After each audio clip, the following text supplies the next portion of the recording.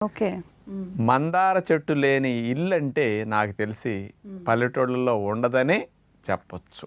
ఆ మందార ఆకులు, ఆ మందార పువ్వులు అందరి జుట్టు పాలిట ఒక వరం అని చెప్పొచ్చు. చాలామంది మందార పువ్వులు, మందార ఆకులు ఏదో రసాలు తీసి పెడుతుంటే ఏదో పిచ్చి జనాలు ఏది పెడితే అది పుస్తే వస్తాయి అనుకునేవాడిని నేను కూడా. కానీ ఏంటి ఇంతంతమంది మందార మందార మందార ఎవరి నోటిన్నా మందార అంటున్నారని దాన్ని అసలు సైంటిఫిక్ స్టడీస్ ఏమైనా ఉన్నాయా, ఎవరైనా చేశారా అని వెరిఫై చేసాం. ఓకే. 40 పరిశోధనా పత్రాల యొక్క సారాంశాన్ని అమెరికా దేశం వారు 2015 సంవత్సరంలో రట్గర్స్ యూనివర్సిటీ యుఎస్ఏ వారు వాళ్ళు ఇచ్చినవి.